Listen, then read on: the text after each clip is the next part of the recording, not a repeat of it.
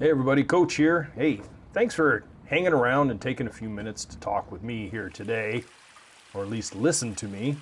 We are right at that time of year that, for us anyway, for Maestro and I, right on the cusp of spring. Spring has shown just little signs here and there.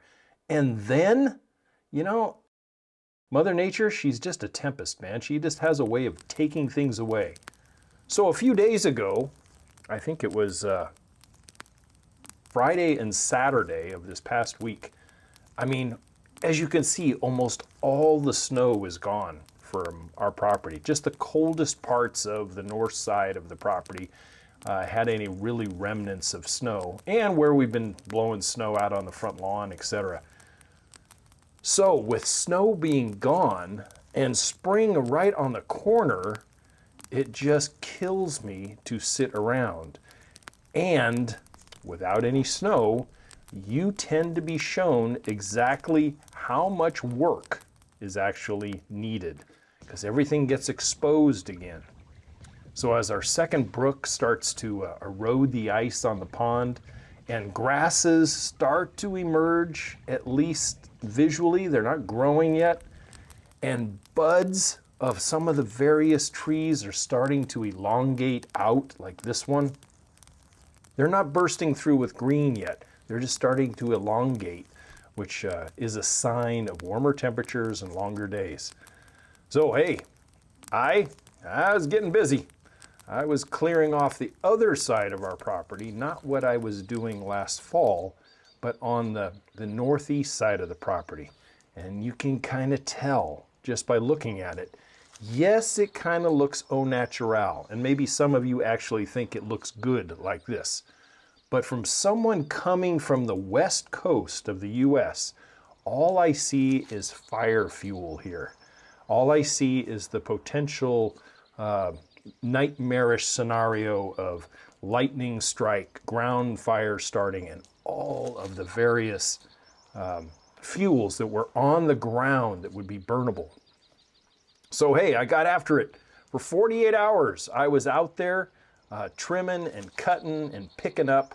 And this is kind of what it looked like when I was sort of done. You can see the wild wood piles that are out there that I've stacked temporarily.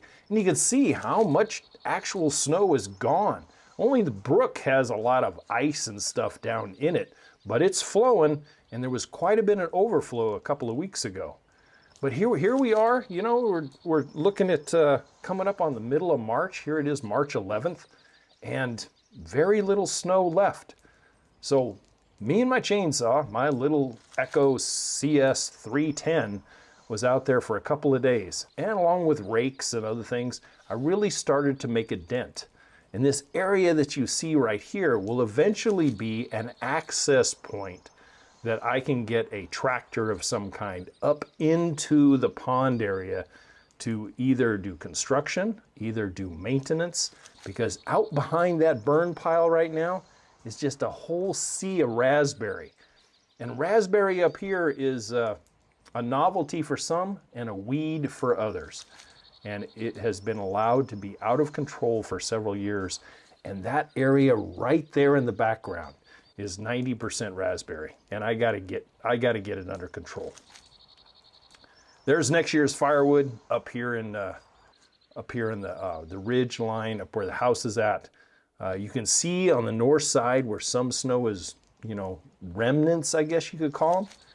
And then hey, I was out there for about 6 hours a day, just getting after a lot of the down timber, a lot of the fire fuel that was down for several years, even some for probably decades, because a lot of the wood was not of any quality. I found a few hardwoods that had been down that about 50% of the logs were okay, and I'll be saving those for firewood. But you know something? When you're out here, the whir of the chainsaw and everything, it gets kind of old. And it's just kind of nice, if you've ever had a rural piece of property, just to sit out in nature and you listen to the brook, you listen to the birds, you listen to life kind of coming back in after a winter period. And that's what I love doing. But, you know, work dictates what you got to do. We're on the road here in just a few days, so I had to get after it and get into my cut mode, kind of neaten things up just a little bit, burn what I could, round up what I could as far as some of the bigger logs, and then I'm kind of in coast mode. Then Mother Nature reminds me who's exactly in control here. Now this was the past Sunday. I think this was probably like the 10th of March. And Mother Nature decided to come back and say, nah, not just yet, boy. You know, we're gonna dump 8-9 inches of snow on you.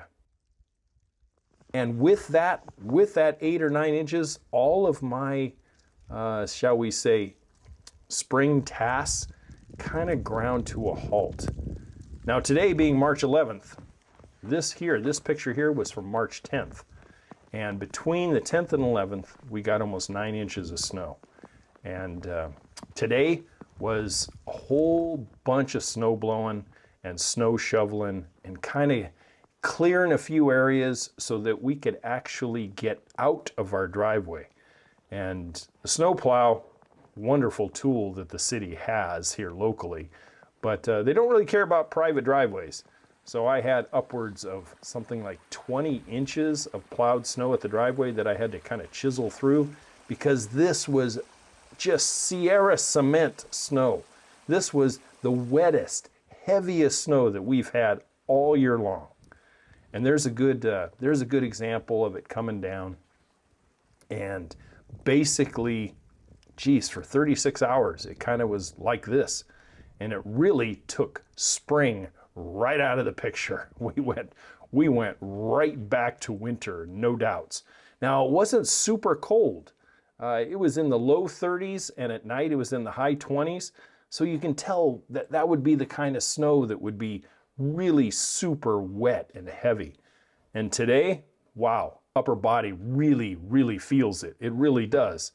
And, you know, this week we got to put the camper back on the truck. We got to put the tow hitch back on the truck, and we're heading out to Idaho to get our other trailer that has a lot of our personal belongings in it and haul it back here to Maine so that I have a few more tools at my disposal. And there's kind of a good example of what we woke up to this morning. You know, it was back to winter mode and getting the snow blower out and clearing some areas so that tomorrow, after we get the camper on the truck, we'll be ready to go. I may even be able to wash the truck by the time we're done. So hey, that's where we're at Brook Pond right now. Yard Coach says thanks for taking a minute and tuning in. Don't forget to join the journey the rest of this year, because I guarantee you're going to see a lot of how-tos and demonstrations on what to do in kind of a blank canvas landscape. Hey, for now, as always, to your landscape success, I will catch you guys again later. Bye for now.